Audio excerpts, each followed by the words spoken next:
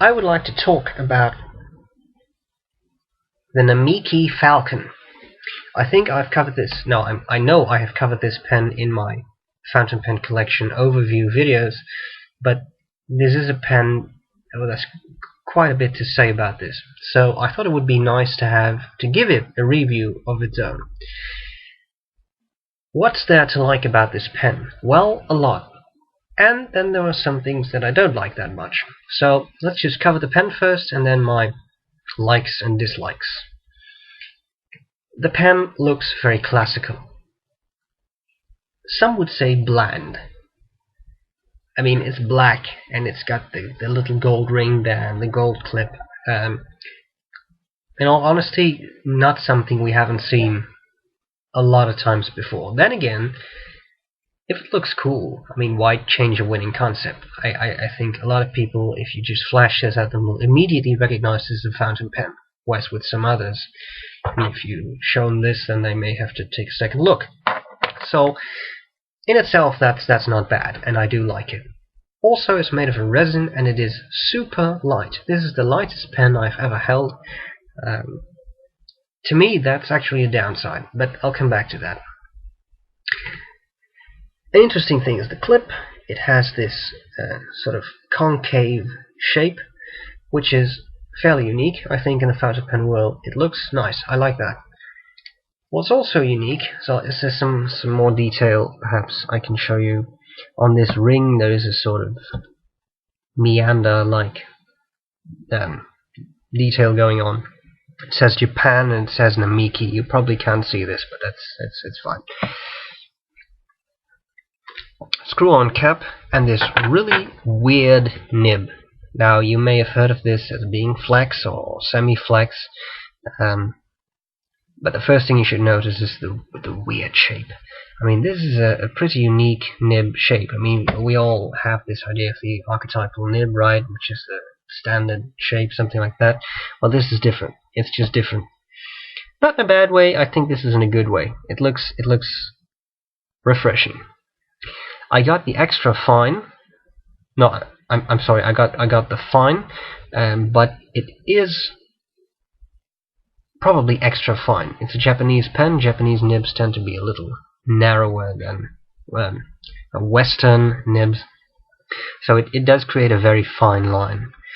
Again, we have a nice little gold ring going on there, and it takes a converter.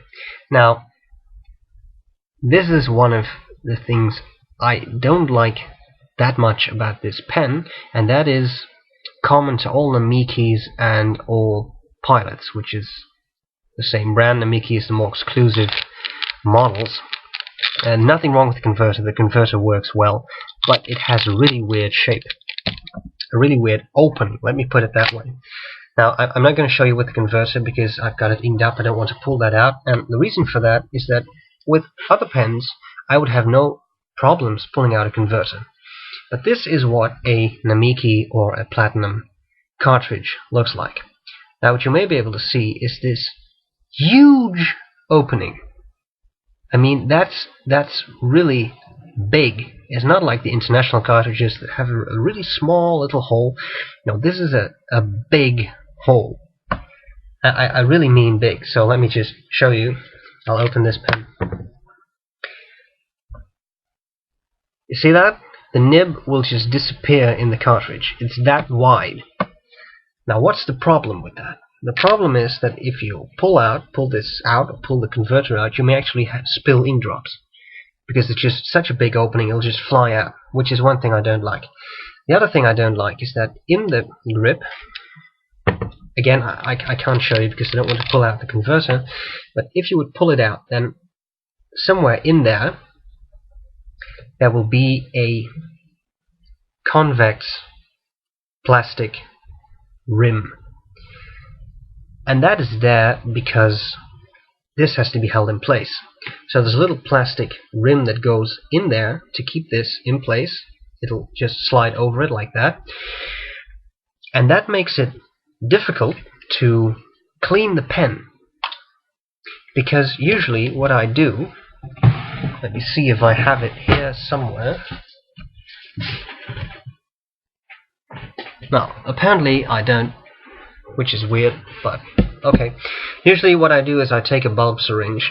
Brian Goulet of the Goulet Pen Company has a very nice video on YouTube on how to use a bulb syringe, which is just like a rubber bulb which you fill with water. You stick it in the grip section of your pen, and you squeeze, and the water will flush through. And that's brilliant. That's one of the best tips I've ever had, because it really makes cleaning a pen super easy. But with this thing, it's almost impossible to do so because of this convex plastic rim that's in there. You can't put in a bulb syringe very well, and if you do, then the tip of the syringe. So this is not like a hypodermic syringe, right? It's just like a rubber ball with a rubber like nozzle to it, which you put in there. Now this nozzle won't really fit in there because of this convex rim, and if you squeeze it, then water will it will drip out there, but it'll also fly out there, kind of defeating the purpose of using a bulb syringe, because you'll just spray your face with inky water. That's something I don't really like. So this pen is difficult to clean. I have found no way to remove the feed, the feed and the nib. So if I want to clean this, I really have to flush water as well as I can, flush it with water as well as I can, and then put it in a glass of water, the entire grip section, to really flush it out. Now, generally speaking, I use it with the same ink, which is Chez Herbin Eclat de Saphir, which is a nice dark blue, which I like a lot. In this pen, I'll show you in a minute. But that's my big issue. So the cleaning is difficult, and if you're like me and you like to change inks a lot, then that can really be a downside to a reason not to get this pen. On the other hand, it is really nice. It writes smoothly. The big question is, does it really have flex? Yes. Not even near the amount of flex as a Noodler's flex pen will give you, for instance. But it definitely has flex. I'll show you that as I give you a writing demonstration a bit later on. Maybe it's semi-flex. But let's just... in my opinion, this is a flexy semi-flex. So it won't give you line variation from hairline to this wide, to exaggerate a little, but there's definitely flex in there. And I mean, this is this is a fine nib, which is sort of extra fine, and even then you really see this difference. So don't worry about that. If you want something that's flexy, you can get it, but it requires some practice to really reach the flex level. So that's cool. One thing, and that's the only other thing I don't really like about this, is the weight. It is extremely light. Now, I have large hands, and it's not that big a pen, and because it's so light, when I write with it, it feels like you're not holding anything. It's really weird. It's peculiar to describe. That's the way I experience it. So I have to post this pen with a cap in the back to be able to write with it comfortably, and then it's no problem. That adds just the amount of weight that I need. Now, clearly that's not a huge issue, but again, if you're like me, you got big hands, then it's nice if you actually have the feel that you're grabbing something. So my issues are cleaning and the weight. I don't like that so much, but on the whole, it's a really cool pen. I think it looks nice. It's nice to feel. It's really smooth resin, which is really nice. Nice gold details, and the flex part is nice. It's an added bonus which really makes this pen attractive. So if you're not sure about getting it, and if you're willing to spend a little bit more time on cleaning this pen, and if you don't mind the extremely low weight, then I think this will be a very cool pen. Get it now! So, I'll just show you some writing, and I'll see you later. Okay, let's have a look at the Namiki Falcon and how it writes. I'm sorry about the shadow, but I think I'm going to have some rain over here, so I had to add a little light source. As I said, the Namiki is an extra, well, mine has an extra fine nib. It is semi-flex, so let's just have a look at how it writes. I will start by just writing a little bit without the flex effect.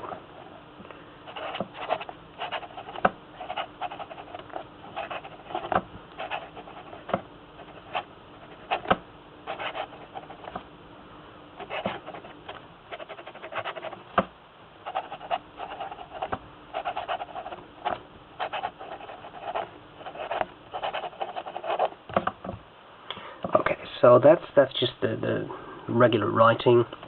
As you can see, I wrote pretty quickly. I did that on purpose so that you can see that the feed really holds up with the writing. So it's no problem if you write very quickly. I'm sure you're interested in the flex. Well,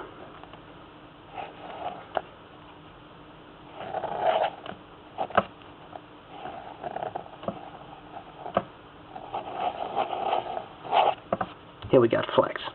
As you can see, the line can start hair width length. How should I put that? Like a hair line. This is no pressure. It's really smooth. It may sound a bit scratchy, but that's just the microphone in this camera. Now I'm going to add more pressure. So no pressure.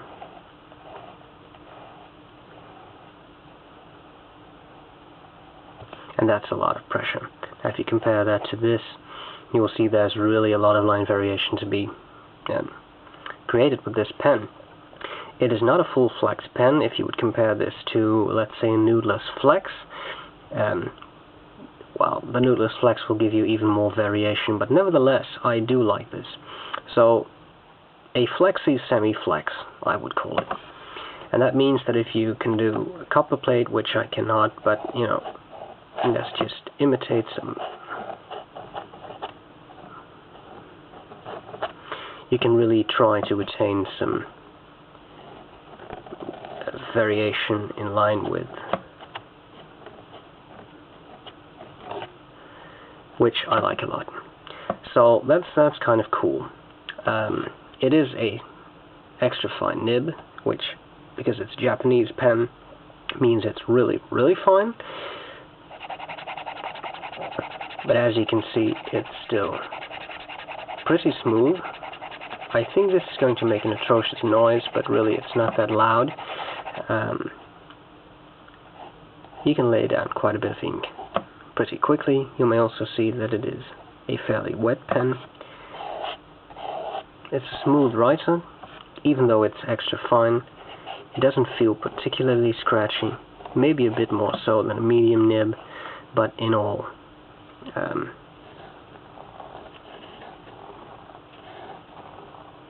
I'm not writing here, I'm just creating some line variation examples for you.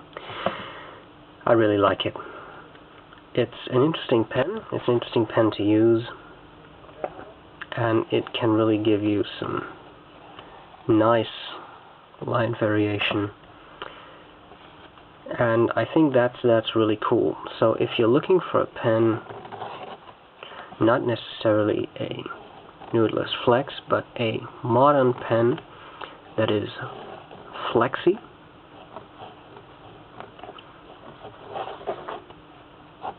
then this might be one you would like to check out. So,